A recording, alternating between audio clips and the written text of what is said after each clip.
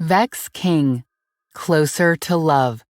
How to attract the right relationships and deepen your connections. Have you looked around and felt like everyone around you is happily in love? Your friends are all in long-term relationships. Your brother recently proposed to a significant other. Your neighbors who just got married are moving to a bigger home. And then there's you, struggling to form genuine connections, let alone develop a happy love life. You keep on searching for the perfect mate, but seem to end up alone every time. Well, fear not, because it doesn't have to be this way forever. Believe it or not, you're meant to find the right partner.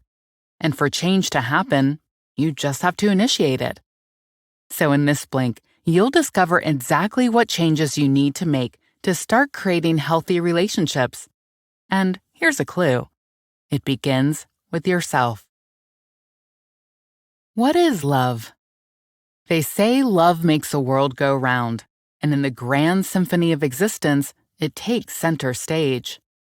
But while everyone's familiar with the word love, defining it can prove to be quite a challenge. For Vex King, love can be encapsulated in three concepts: love as an action, love as a vibration, and love as a way of life. Let's start with love as an action. Love is an action simply because relationships aren't built on fleeting feelings, but on ongoing effort. The butterflies will fade over time, and when they do, that shouldn't be an indication to jump ship and move on to another partner. Instead, that's the time for you to roll up your sleeves and get working on the relationship. Accept your differences, create special bonding moments, and foster a safe space for each other's vulnerabilities. No relationship is safe from the occasional storm, but as long as you and your partner put in the work, you can come through the rough patches stronger than before. Next up is love as a vibration. Sometimes, love can feel like a high frequency that comes from within you and is influenced by your thoughts and behavior. When you're at the love frequency, you're significantly happier, kinder, and in harmony with yourself. This brings about healthy relationships. Unfortunately, you won't vibrate at this frequency all the time, so you need to work on staying at that level. Fill your day with positive content, boost your confidence with positive affirmations, and be on the lookout for love in your surroundings. Finally, when you see love as a way of life and begin using it as a guide in all that you do, you can create a magical world around you. Start with accepting others for who they are, looking for their best sides, and offering them genuine support. If you always act from your heart, you can never go wrong. However, this shouldn't be a one-time thing. Make sure to do this every day until choosing love becomes a habit. Remember that, as a human, you're made to receive and give love. Act on that instinct. Building deep connections with others starts with connecting with yourself. You can't give what you don't have, so you can't begin to form meaningful connections when you have yet to establish a true connection with yourself.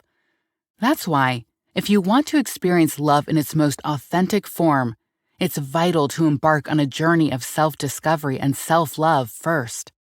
When you cultivate love in yourself instead of searching for it in other people, relationships will be easier to handle. That's because you'll have a secure sense of individuality. You'll be able to connect better and attract the right kind of partner for you. But how do you love yourself? Well, it starts with knowing yourself. If you're not sure who you are yet, ask yourself guide questions like, what are you looking for in a relationship? What can you offer your partner? And how do you deal with rejection and criticism? These questions can help you understand what makes you tick and what makes you unique. If you can't answer them off the top of your head, it helps to evaluate your past and current relationships. They can give you an inside look at what works well for you and what doesn't. Knowing yourself means identifying your boundaries too. Your boundaries are what protect your sense of identity, and without them, you can end up losing yourself in a relationship. Once you lose sight of who you are, you also lose a chance to form genuine connections with your partner. So make sure you know how to draw the line to give yourself the space you need to thrive. Apart from knowing yourself, self-love also calls for growing closer to yourself. There's a variety of ways to do this. You can start a journal in which you express and reflect on your inner feelings. Hobbies also help you feel closer to your passions and interests. And don't forget the value of self-care either, whether that's physical, mental, or spiritual. By tending to your needs, you'll be better equipped to build healthy relationships with others. Work on yourself before entering a relationship. When Rory's parents separated, things started changing for him. He was constantly left alone, moving house all the time, and didn't have as much stability as before. This took a significant toll on him and how he viewed love. Before he knew it, he was jumping from one girlfriend to the next and struggled to express his emotions openly. In many different ways, we are all similar to Rory. Our parents may not have separated, but we still carry a past that molded us into who we are now. We are made up of our upbringing, cultural beliefs, gained knowledge, traumas, and hoarded pain from past relationships. In some shape or form, your past can negatively affect how you build relationships. You may not be able to foster the growth of a connection or even form one at all. You may also be feeling insecure, unworthy, and afraid of being rejected or showing weakness. However, just because your approach to relationship building is skewed doesn't mean you're bound to be alone forever. You can still create healthy and genuine relationships, and that starts with working on yourself. So before getting into a new relationship, make sure you get rid of any unwanted emotional baggage. This includes unhealthy expectations you demand your new partner fulfill, assumptions that your new relationship will end badly like the last one, and negative emotions like anger and resentment. Practice drawing the cutoff line, the point where your past ends and your present begins. It's at this cutoff line that you leave behind the things you don't want to carry into your present and future. If you don't bring this unhelpful stuff into your new relationship, it will have a better chance to thrive. It also helps to work on breaking free from damaging attachment styles. These attachment styles were formed from your relationship with your early childhood caregiver, and unfortunately, they are often detrimental to your current relationships. To unshackle yourself from their hold, you need to be compassionate with yourself. Voice your emotions instead of tucking them away. Tune into your needs and accommodate them as much as you can. When you can change your destructive behavior, you're more likely to create lasting relationships. Lastly, make it a habit to do an assessment after every breakup. Look back at the relationship and note how you contributed to its downfall and how you can do better next time. However, don't just dwell on the past. The period after heartbreak is also the best time to prioritize self-love and happiness. Focus on your sources of joy, whether they be old hobbies or friends. Leave no room for misery, and know that the right relationship will find its way to you eventually. Follow these 10 rules in a relationship. Relationships are so complex that you can't just jump into one blindly. Just as a ship needs navigation equipment to reach its destination, you and your partner need relationship rules to increase your chances of success. Vex King outlines 10 important relationship rules that can guide you on this journey. Rule number 1. Don't forget the small gestures. While seemingly insignificant, it's the little things that help keep your relationship from going stale. Regularly make small gestures of love, like sending cute texts or trying out a new hobby together. Rule number 2. Address conflicts fairly. When fighting with your partner, avoid aiming to be right or winning the argument. Instead, be emotionally mature. Practice compassion and fairness. Rule number 3. Keep the intimacy alive. Being intimate doesn't only mean engaging in physical affection. There's emotional and intellectual intimacy too. Nurture intimacy in the relationship by showing appreciation, staying curious about each other, and sharing experiences. Rule number 4. Hold up your end of the deal. A relationship takes two to tango, so make sure you do your part, especially when it comes to chores. Rule number 5. Discuss difficult topics. At some point in time, your incompatibilities will create a crack in the relationship. Before it completely breaks you apart, have a talk about it. Rule number 6. Don't compare your partner to your ex, to other people, or to past versions of themselves. Comparisons are disrespectful, and a healthy relationship doesn't have room for such undermining behavior. Rule number 7. Create a plan.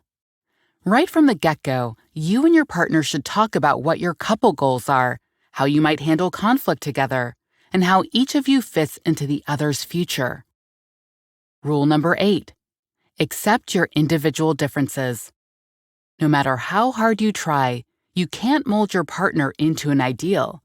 They are their own person, and all you can do is embrace that. Rule number 9. Foster friendship. True friends support, respect, and listen to each other.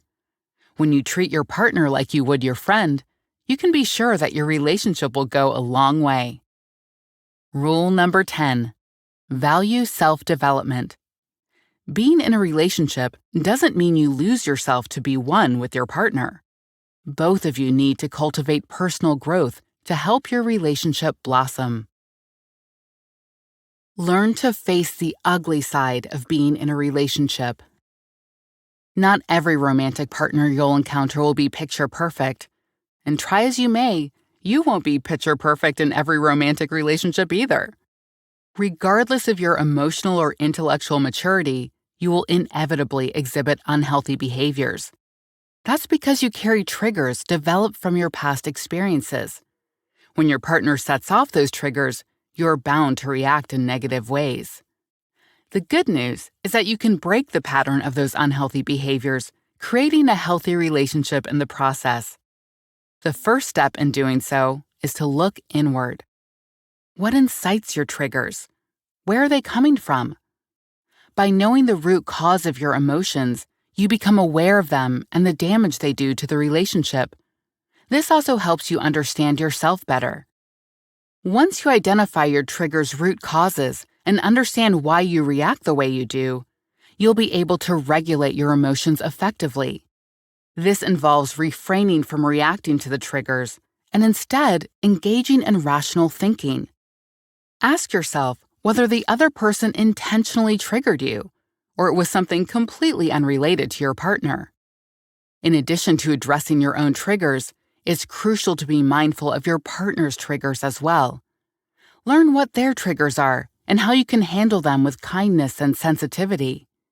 Breaking the pattern of unhealthy behaviors also requires using relational intelligence in your relationship. According to psychotherapist Esther Perel, this is a kind of intelligence that allows you to connect to and trust other people. You can reconnect with your partner by communicating your feelings and needs clearly, giving and receiving support and assurance, and creating a safe space for each other. Psychologist Joanne Davila and her colleagues also recommend developing the 3 skills of insight, mutuality, and emotion regulation to forge healthy connections. Insight stands for self-reflection, meaning you gain insights into your actions' effects on the relationship. Mutuality stands for an understanding that you and your partner should meet each other's needs. And emotion regulation stands for awareness of your feelings and the ability to regulate them in favor of you and your partner. Know when to leave a relationship. To be in a relationship is a journey, but sometimes that journey reaches a crossroads. People change, the love dies out, and the differences are just too big to be ignored. But this should never be seen as a failure. Some relationships are meant to end to teach you valuable lessons you can carry forward. Unfortunately, some remain reluctant to read the signs, unsure when it's time to let a relationship go. If you find yourself in such a situation, there are several indicators to watch out for. One glaring sign is when the relationship is already damaging to you. You're no longer yourself, and you lose your self-esteem in the process too. Another indication is when your needs aren't met. Your partner may be expressing love in a way that doesn't satisfy your deep emotional needs, or you may be looking for a different kind of experience altogether. It's also time to let the relationship go when you're no longer on the same page. You may not have the same goals anymore, preventing the relationship from moving ahead. Additionally, you and your partner might be experiencing serious conflicts that you can't resolve any longer. According to marriage specialist Dr. John Gottman, there are 4 types of these conflicts that often lead to breakups. The first is criticism. Your partner says offensive remarks targeted at who you are. The second is stonewalling. Your partner withdraws and shuts down communication. The third is defensiveness. Your partner places the blame on you instead of taking responsibility. Finally, there's contempt. Your partner blatantly belittles you and doesn't offer support. If you experience one or more of these signs, it's your cue to start reconsidering the relationship. Ask yourself whether you can still tolerate your significant other's behavior and work out your issues together. If the answer isn't a solid yes, it's high time to bow out of the relationship. Remember that failed relationships don't automatically label you a failure, and it's okay to leave when it's really time to do so. Ground yourself in self-love, and you'll know that being single doesn't equate to being lonely.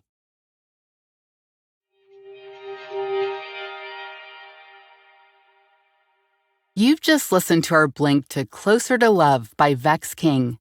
The key message here is that the secret to transforming your approach to relationships is connection with yourself and with your partner.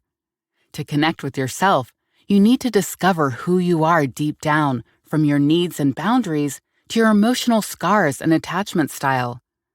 Only when you connect and work on yourself will you be able to form genuine relationships. Once you get into a relationship, you then need to dedicate yourself to connecting with your partner.